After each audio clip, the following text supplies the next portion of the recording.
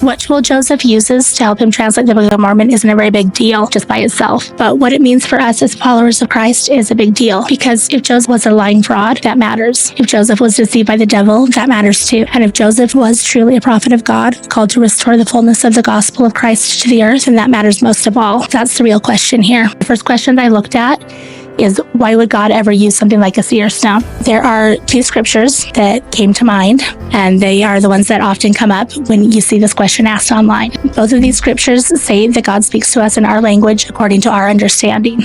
He speaks to us in ways that make sense to us so that we can better hear and understand what he's telling us. So if Joseph Smith was comfortable using a seer stone, would the Lord have used that as a way to teach him about receiving revelation? To me, considering those verses, the answer is yeah, maybe.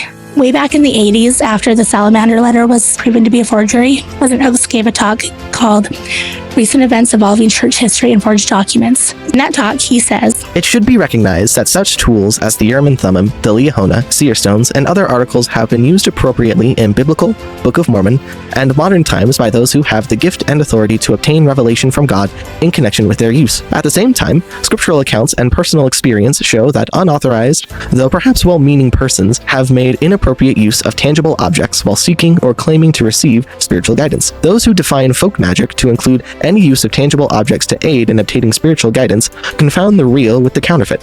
They mislead themselves and their readers." This, I think, is the key. God does sometimes use physical objects as a way to help us receive revelation or to channel priesthood power. But when it's not sanctioned by God and it's not a spiritual gift given to someone with the authority to use it, it's not okay. That's when it becomes wrong and dangerous and a tool of the adversary to lead us astray.